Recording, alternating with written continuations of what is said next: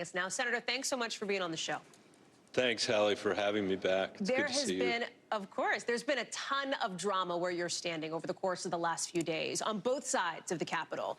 Well, on the Senate side, your colleague across the aisle, Rand Paul, said earlier today he would object to anything speeding up what he described as this rotten foreign spending bill's passage. So your point, I know, is that some of these countries desperately need aid. How much longer are they going to have to wait? Well, hopefully they're not going to have to wait longer than this weekend to get it through the Senate, Hallie. We've got now 17 Republicans joining the Democrats, so we've got, I think, almost two-thirds of the Senate saying we should move forward with this bill. Ukraine is literally out of bullets, and over the last 2 years, they've achieved so much more than anybody could have imagined, pushing Putin back. And they've stood up not just for themselves, but for democracy, for NATO, for us. And this is a critical moment when our resolve is being tested, when American leadership is in the balance, and we've got to get it done this weekend. Of course, even if we get it done, then there's the whole issue of getting it through the House of Representatives. You've pointed out that there's $60 billion in money for Ukraine hanging in the balance here. You've described how, as you say, they're basically out of bullets here. You've done things like, trying to get the Senate focused on that, doing some things like holding up government funding and money for the FAA, countless lengthy floor speeches, et cetera. Do you believe your tactics moved the needle at all to get where we are tonight?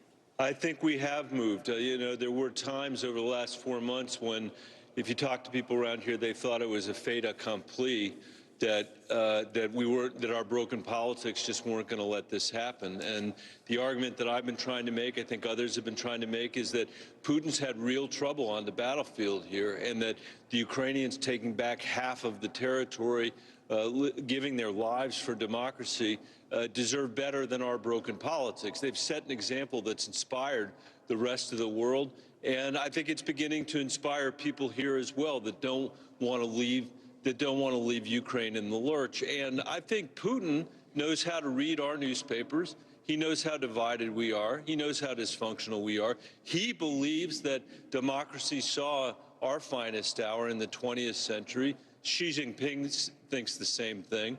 This is an opportunity for us to show something very different, that democracy is alive and kicking, that we have the inspiration of the Ukrainian people who have fought this tyrant back, and that we're not going to let them down. And I think we are not going to let them down, notwithstanding all of the anguish and aggravation and insanity that it's taken us to finally get to this weekend. To the point that you're making here, when you talk about aggravation and insanity, I think there are people who are watching this, who are watching the work that your chamber is doing, going, can Congress actually get anything done? Can they? Yeah. Well, Putin's saying Congress can't get anything done. As I said, he's counting on that. And I think what we're going to find out is that maybe the outer edge of our failure is the Ukraine funding. In other words, that we're going to say, we're going to step back from the brink and say, that's a bridge too far. We're not going to screw that up. Our kids and our grandkids deserve better than that.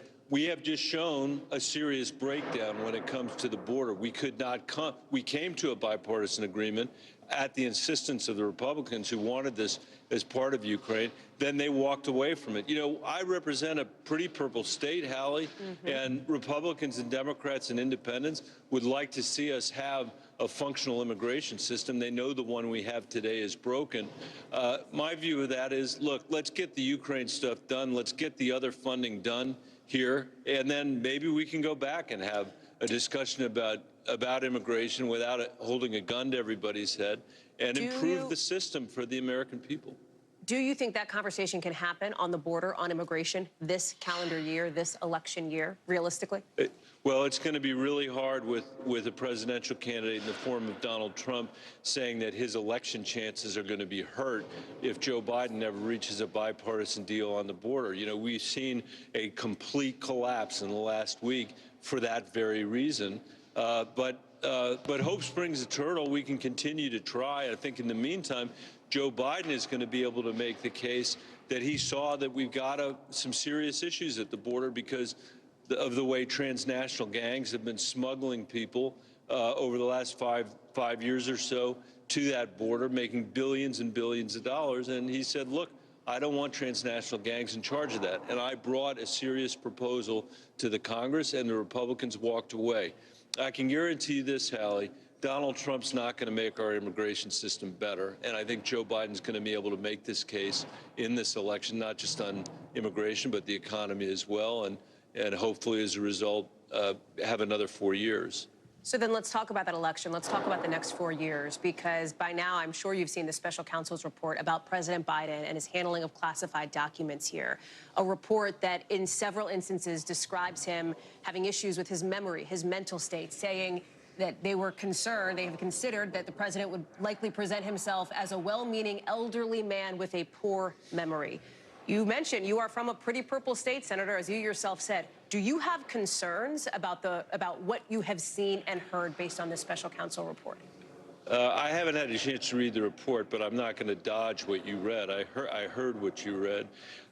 It's not consistent with the conversations that I've had with the president. I do wish that elected leaders in this country would learn how to treat classified material. I'm on the Intelligence Committee, and you know, the Republicans and Democrats on that committee take our responsibilities apparently a lot more seriously than others do when it comes to protecting that information. But there's nothing to compare the way President Biden responded when those documents showed up at his house, and he invited the lawyers in. He turned it all over to the Justice Department. Donald Trump still won't admit that the documents that he took, he even took. So this is another case where there's just no comparison between these two individuals.